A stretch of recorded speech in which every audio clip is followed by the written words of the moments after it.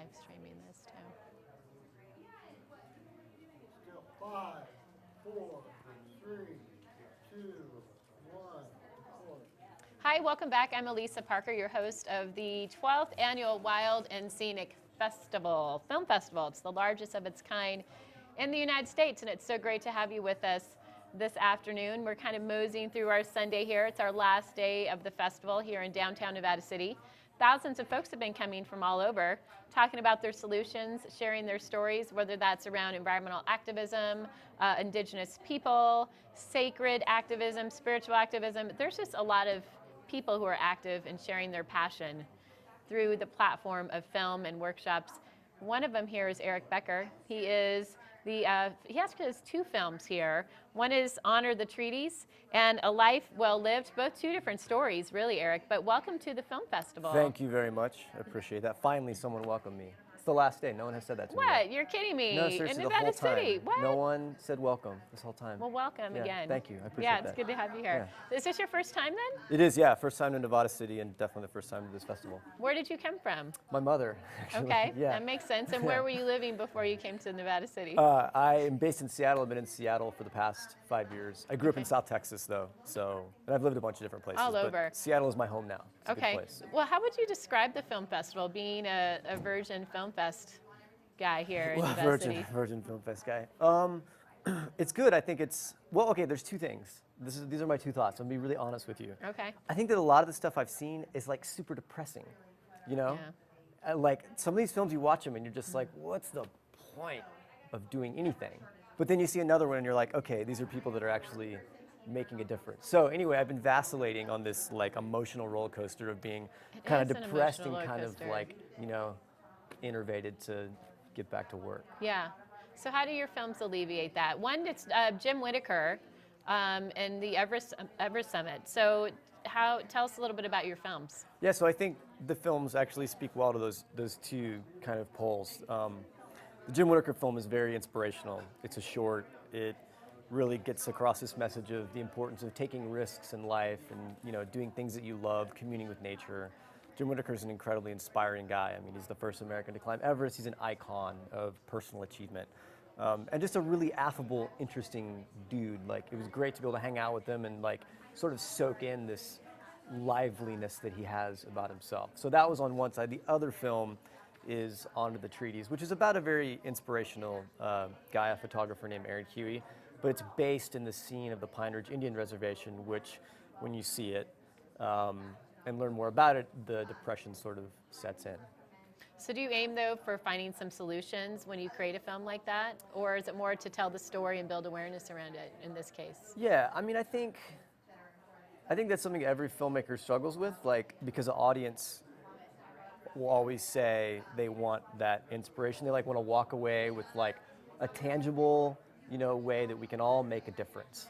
And I believe, you know, there are ways we can all do a better job at living our lives, but these big, huge things take such monumental effort that I'm not so sure that that's the role of film all the time, to solve all these huge problems.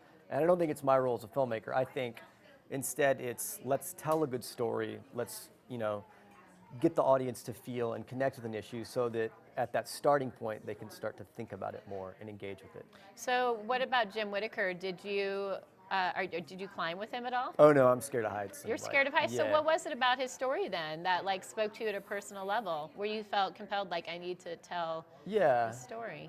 So people actually approached me to do that piece. I was hired by someone to make that film, and which is a rare thing as an independent filmmaker. Which is a good thing. Yeah. So there was a great budget to do it, and you know, it wasn't a really involved project. It was like, you know, a few days of shooting and not a lot of time editing. And I hate to take the magic away from it, but like, it wasn't crazy. What was your biggest takeaway then from his story? And how has that changed how you live your life, if at all? Okay, so the one thing that actually was tangible is I ran a marathon after I did this film, because and he was actually my inspiration for that, because he kind of has this idea of like, dude, you're not gonna die. You know, you can go do stuff you didn't know you were capable of doing, and it's gonna hurt, right? You're gonna get some scars, you're gonna fall down, but you're totally capable of doing it.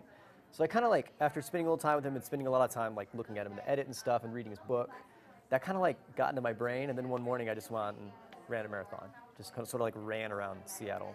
So, and it hurt, and I could barely walk for like 3 days after, but I didn't die. So what are you going to do next? You know, I think another huge thing that I sort of took away from it is this idea about how we approach fear in our lives. That you know, that old adage of all we have to fear is fear itself. It's so cliche, but it's like so unbelievably true that I try to think of the things in my own life that just kind of like scare the crap out of me and realize that it's just fear, you know, that I'm capable of doing more. So it's interesting, even on that story with Jim Whittaker and Everest, you know, hired to do that, even the power of sharing those specific stories can certainly influence us in other ways that we had no idea, even though you're not a mountain climber. Yeah, I think, you know? and that's the point of all these, that's why Totally. adventure and, you know, environmental film festivals are so popular now, is that we have to have these rock climbing stories, and we have to have these, like, you know, stories of triumph to buttress the things like Gasland 2, for example, which you walk out of being worried about the trajectory of the human species. So guys like Jim Whittaker, you know, all these great adventurers are the people that serve as the role models for us to get back to work on the harder issues, I think. Eric, can you complete this sentence for me? What empowers me is? That is, we're doing Mad Libs now? Yeah, we are. Can I do I any need word? action verb. Oh, okay, I couldn't just say No, like what peanut empowers me butter or is, something. yeah. Could be peanut butter. Maybe that's what inspires you. What empowers me? I don't know, man. I don't know.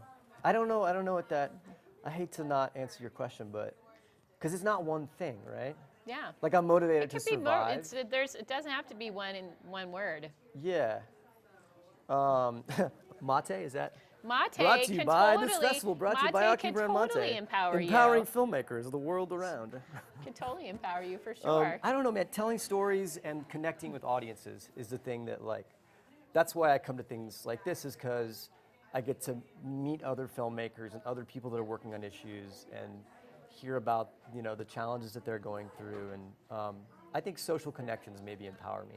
Cool. That those things are like unbelievably important in all of our lives, which is why we need things like this to connect people together. Nice. Thanks, Eric. Yes, thank you Eric very Becker, much. check out his films. Think about what empowers you and maybe how that's going to change the way you live your life. One Maybe thing, it's run a mate. marathon. Drink your mate. All right, we'll be right back.